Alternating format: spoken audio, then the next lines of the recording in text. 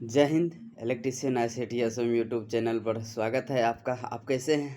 आप लोग कैसे हैं? बहुत अच्छे होंगे। हम लोग उम्मीद करते हैं यहाँ से कि आज का आपका टॉपिक फायर है, यानी आग है। आग के बारे में इससे बराबर क्वेश्चन कोई भी कम्पिटिटिव एग्जाम में पूछा जाता है कि आग क्या है, आग के कितना प्रकार है ना। तो वो इन सब पॉइंटों पर हम लोग आज चर्चा करने वाले हैं। तो आप लोग अभी तक आग देखे हैं, आग के बारे में पढ़े नहीं होंगे, तो आज देखिए हम आग के बारे में आपको पढ़ाएंगे भी, ठीक है ना। तो चलते हैं अपना क्लास की ओर। सबसे पहले तो देखिए ये मेरा आग का फिगर है। आप लोग आग को बिल्कुल, आग के बिना तो दुनिया अधूरा हो जाएगा यार। आग नहीं रहेगा तो कैसे कोई भी पदार्थ जलेगा? कोई भी किस इस चीज़ का कोई चीज़ अगर भोजन बनाना हो या कोई वर्क करवाना हो तो आग के बिना कोई वो संभव ही नहीं वर्क, है ना। तो इसीलिए आग होना क्या है, बहुत इम्पोर्टेंट है। आदि मानव लोग अगर आग ना आज देते तो हम लोग बहुत सारे ऐसे पदार्थ होता जिसे हम लोग कच्चा चबाना पड़ता, जानवर से भी बदतर बन जाते हम लोग, है ना। आप लोग इस बात को समझते हैं ना। चलिए ठीक है, तो मैं क्लास को आगे बढ़ाऊँ। तो देखिए मेरा ये आग रहा है ना, इस तरह का आग है, ठीक है, ये आग है। तो आग के बारे में आज पढ़ाने वाला हूँ। बहुत ही आपका इंटरेस्टिंग टॉपिक है, इससे बराबर क्वेश्चन कम्पिटिटिव एग्जाम में पूछा जाता है, ठीक है। तो चलते हैं हम अपना क्लास की ओर। तो सबसे पहले देखिए आग के बारे में समझिए कि आग होता है क्या। आग जो होता है, आग क्या होता है इसके बारे में समझिए कि आग क्या है, आग के कितना प्रकार है ना। सभी प्रकारों में कौन कौन सा कैटेगरी का आएगा, इन सब पॉइंटों पर हम लोग चर्चा करने वाले हैं, है ना। तो सबसे पहले समझते हैं आग क्या है। देखिए आग क्या है, तो आग एक रासायनिक प्रक्रिया है, यानी केमिकल प्रोसेस है, जिसमें कोई भी ज्वलनशील पदार्थ जैसे लकड़ी, पेट्रोल, गैस ऑक्सीजन के साथ जलता है और ऊष्मा व प्रकाश पैदा करता है। ऊष्मा और प्रकाश पैदा करता है। देखिए आग क्या है, यह एक रासायनिक प्रक्रिया है। क्या है? रासायनिक प्रक्रिया है जिसमें कोई भी ज्वलनशील पदार्थ, मतलब ज्वलनशील कहने का मतलब कोई जलने वाला पदार्थ, ज्वलनशील कहने का मतलब जलने वाला पदार्थ। जैसे पत्थर आपका नहीं जलता है तो उसको ज्वलनशील पदार्थ थोड़ी ना कहेंगे। तो जो पदार्थ आग से जलता है ना उसको कहेंगे ज्वलनशील पदार्थ। जैसे लकड़ी जलता है, पेट्रोल भी जलता है, गैस भी जलता है, ऑक्सीजन के साथ जलता है। इसको ऑक्सीजन के साथ जलता है और ऊष्मा और प्रकाश पैदा करता है। जब आग जलेगा, आग किसके उपस्थिति में जलता है? तो ऑक्सीजन की उपस्थिति में जलता है। अगर आग को जलाना हो तो ऑक्सीजन की अनुपस्थिति नहीं होनी चाहिए, है ना। वहाँ पर कोई भी पदार्थ को जलने के लिए 3 गो तत्व इम्पोर्टेंट रखता है, 3 गो तत्व इम्पोर्टेंट रखता है, ठीक है ना। पहला, जलने वाला पदार्थ होना चाहिए। इनमें से जो पदार्थ आग से नहीं जलेगा वो पदार्थ ला लेंगे। दूसरा, ऑक्सीजन उपस्थित होना चाहिए। तीसरा, वो गर्मी या चिंगारी होना चाहिए। गर्मी या चिंगारी होना चाहिए। गर्मी या चिंगारी, गर्मी या ऊष्मा यानी चिंगारी होना चाहिए, है ना। तो आग को जलने के लिए कितने तत्व की जरूरत पड़ेगा?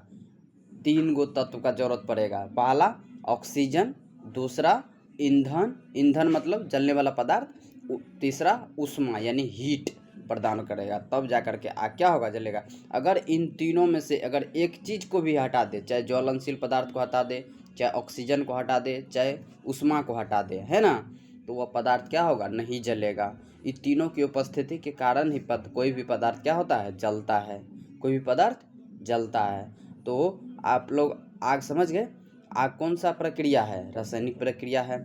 अगर आग जलता है तो इससे हम लोग को क्या क्या प्राप्त होता है? ऊष्मा प्राप्त होता है, प्रकाश प्राप्त होता है ना। और आग किसकी उपस्थिति में जलता है? ऑक्सीजन की उपस्थिति में जलता है। आग को जलने के लिए कितने कितने तत्व की जरूरत पड़ती है? मुख्य रूप से 3 तत्व की जरूरत पड़ती है। कौन कौन? ज्वलनशील पदार्थ, ऑक्सीजन, ऊष्मा, है ना। तो समझ गए। इन तीनों में से अगर कोई भी को हटा दें तो फिर आग नहीं जलने वाला है। आग को अगर बुझाना हो तो इनमें से कोई एक को गायब कर दो, इनमें से कोई एक को निकाल दो, तो आग आपका बुझ जाएगा, है ना। तो अच्छी तरह से आग के बारे में समझ लिए यहाँ पे। तो अब हम लोग आग के टाइप्स के बारे में पढ़ते हैं। आग कितने टाइप्स का होता है? देखिए, अगर आग अगर आग आग के नुकसान क्या है? अगर आग जलेगा तो क्या होगा? अगर किसी घर में आग लग जाता है तो क्या होता है? जान माल की नुकसान होता है। घर, मशीन, फैक्ट्री में क्या होता है, हानि होता है। धुआं से सांस लेने की परेशानी हो जाता है इन्वायरमेंट में, है ना। तो आग का नुकसान भी है तो फ़ायदा भी है ना। आग का नुकसान है तो फ़ायदा भी है ना। तो आग के बचने का उपाय क्या है? जैसे बिजली से आग लगा तो शॉर्ट सर्किट से बचना है ना। अगर कोई भी गैस से रिलीज हो रहा है या तेल में आग लगा है, डीजल पेट्रोल केरोसिन में, तो उससे सुरक्षित रहना है। इसके लिए फायर एक्सटिंग्विशर होता है। फायर एक्सटिंग्विशर अलग अलग टाइप का होता है, जैसे फोम टाइप का, वाटर टाइप का, है ना, सीएफसी टाइप का। इन सब टाइपों का आता है फायर एक्सटिंग्विशर। आग बुझाने वाला यह एलिमेंट है ना, एलिमेंट है। बिजली के तार को ठीक से रखना है। इन सब से आग से क्या होता है, बचा जा सकता है। ठीक है ना। तो आप लोग समझ गए आग की नुकसान क्या है, फ़ायदा क्या है, और आग से कैसे बचेंगे, है ना। नेक्स्ट पॉइंट हम लोग का रहा, आग कितने प्रकार का होता है। आग जो है, देखिए, आग मुख्य रूप से यहाँ पे 5 प्रकार का दिया है, लेकिन हम लोग को अधिकतर कंप्यूटर एग्जाम में 4 ही प्रकार का पूछता है, ABCD याद रखना है। ABCD, ठीक है ना। ABCD यानी 4 प्रकार का आग होता है। श्रेणी A आग अग्नि, श्रेणी B अग्नि, श्रेणी C अग्नि, श्रेणी D अग्नि, इसी को बोलते हैं ना। ऐसे सिर अपना ऐसे करके याद रखना है कि आग 4 प्रकार का होता है, ABCD, है ना। 5वां याद रखना है K। 5वां क्या याद रखना है, K, ठीक है। मुख्य रूप से 4 प्रकार का होता है, ठीक है ना। अब देखिए, श्रेणी A यानी A के अंदर में कौन कौन सा पदार्थ आएगा जिस पर आग लगेगा। श्रेणी A के अंदर में कौन कौन सा पदार्थ आएगा जिससे आग लगेगा, है ना। तो सबसे पहले श्रेणी ए का, इससे ऑब्जेक्टिव क्वेश्चन जो होता है चूज करने के लिए दे देता है कि इनमें से कौन सा पदार्थ श्रेणी ए का है, श्रेणी बी का है, श्रेणी सी का, श्रेणी डी का है। तो इसको हम लोग अलग अलग पदार्थों को हम लोग अलग अलग कैटेगरी में बांट देते हैं, ठीक है ना। तो सबसे पहले ए को समझिए, सबसे पहले ए को समझिए।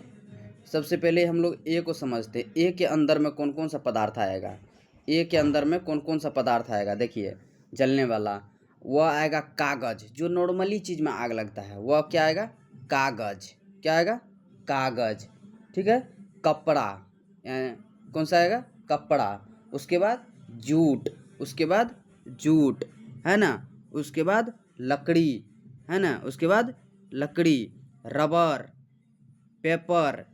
यह सब पदार्थ जो होगा किसके अंदर में आएगा, क्लास ए के अंदर में आएगा, क्लास ए के अंदर में आएगा, ठीक है। तो फिर से मैं बता दूं कौन कौन सा पदार्थ आएगा।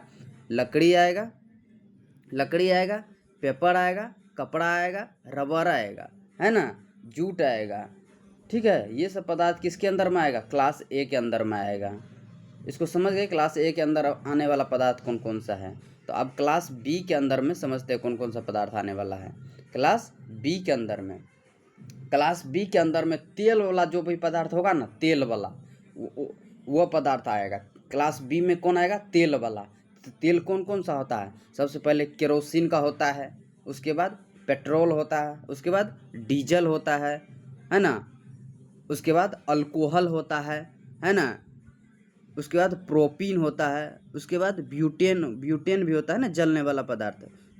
तो देखिए यहाँ पर दिया हुआ है पेट्रोल, केरोसिन, डीजल, है ना, अल्कोहल और प्रोपीन और ब्यूटेन।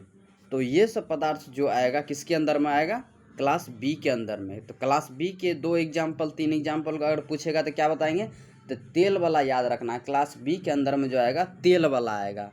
कौन आएगा, तेल वाला। तेल मतलब आपका जैसे केरोसिन का तेल, डीजल, पेट्रोल, है ना। ये सब जो आएगा किसके अंदर में आएगा, क्लास बी के अंदर में आएगा, ठीक है। इसको समझ लिए, क्लास बी के अंदर में अल्कोहल, प्रोपीन, ब्यूटेन, ये सब भी क्लास बी के अंदर में आएगा। तेल वाला पदार्थ इसी के अंदर में आएगा, ठीक है ना। अब समझते हैं हम लोग क्लास सी के अंदर में, क्लास सी के अंदर में, क्लास सी के अंदर में समझते हैं, क्लास सी के अंदर में।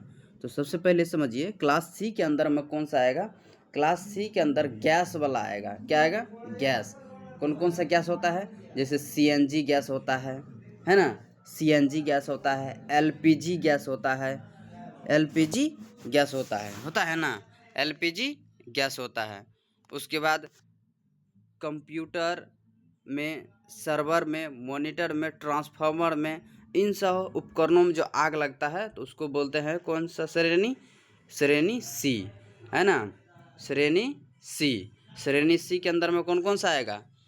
गैस से होने वाला, जैसे ट्रांसफार्मर में भी गैस बनता है तो ब्लास्ट करता है ना, कंप्यूटर में भी, है ना, उसी तरह से मोटर में भी, ट्रांसफार्मर में भी, सर्वर रूम में भी, है ना, सर्वर रूम में भी, एलपीजी भी, सीएनजी भी, ये सब जो आएगा किसके अंदर में आएगा? सी, क्लास सी के अंदर में आएगा, क्लास सी के अंदर में। तो क्लास सी के अंदर आने वाला कौन कौन सा पदार्थ है? एलपीजी गैस है, सीएनजी गैस है, ट्रांसफार्मर है क्योंकि ट्रांसफार्मर में भी गैस बनता है, सर्वर रूम है जिसमें इलेक्ट्रिसिटी का सभी कंट्रोल बोर्ड होता है ना, उसके बाद मोटर है, उसके बाद कंप्यूटर है।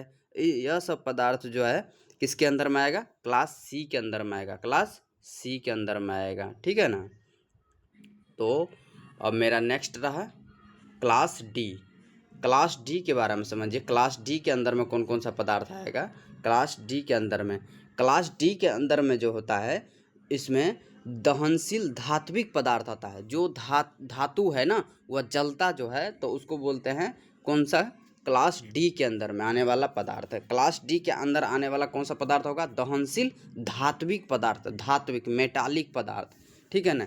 जैसे आपका सोडियम हो जाएगा, सोडियम भी जलने वाला पदार्थ है, पोटेशियम भी जलने वाला पदार्थ है, मैग्नीशियम भी जलने वाला पदार्थ है, एल्युमिनियम भी जलने वाला पदार्थ है ना, एल्युमिनियम भी जलने वाला पदार्थ है, लिथियम भी जलने वाला पदार्थ है ना, टाइटेनियम भी जलने वाला पदार्थ है, जर्मेनियम भी जलने वाला पदार्थ है।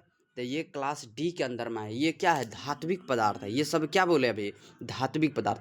जो भी धात्विक पदार्थ आएगा क्लास डी के अंदर में आएगा, क्लास डी के अंदर में आएगा धात्विक पदार्थ। जैसे सोडियम, पोटेशियम, मैग्नीशियम, एल्युमिनियम, है ना, टाइटेनियम, जर्मेनियम, लिथियम, ये सब पदार्थ किसके अंदर में आएगा? क्लास डी के अंदर में। तो कौन सा याद, कैसे रखेंगे क्लास डी को याद? ये धात्विक पदार्थ होता है, ये धात्विक पदार्थ होता है। ठीक है। तो अब हम लोग का नेक्स्ट रहा, नेक्स्ट क्लास डी। क्लास के के अंदर में कौन कौन सा पदार्थ आएगा? इसमें जो होता है क्लास के अंदर में, आप जो किचन में खाना बनाते हैं ना, तो खाना बनाने वक्त देखेंगे बहुत सारे चीज़ का छिलका होता है, जैसे झींगा का छिलका, है ना, गोभी का छिलका, है ना, आलू का छिलका। तो उसी को बोलते हैं वेजिटेबल फैट। जितना भी वेजिटेबल फैट होता है, एनिमल के फैट, जैसे एनिमल कोई मर गया, है ना, उसका जो मांस मुर्दा होता है ना, तो उस सब अंदर किसके अंदर में आएगा? क्लास के अंदर में, क्लास के अंदर में, है ना, क्लास के अंदर में आएगा। Animals and vegetables fat, animals and vegetable fats किसके अंदर में आ गया? क्लास के अंदर में, क्लास के अंदर में आएगा, क्लास के अंदर में आएगा। ठीक है ना। तो आई होप कि आप लोग समझ गए होंगे कि आग कितने प्रकार का होता है। आग कितने प्रकार का होता है? 4 प्रकार का होता है। Class A, class B, class C, class D. तो क्लास ए के अंदर में आने वाला पदार्थ कौन सा है? नॉर्मल जो आप देखते हैं, लकड़ी है, पेपर है, जूट है ना, कपड़ा है, प्लास्टिक है, रबर है, ये क्लास ए के अंदर में आएगा। क्लास बी के अंदर में कौन सा आएगा?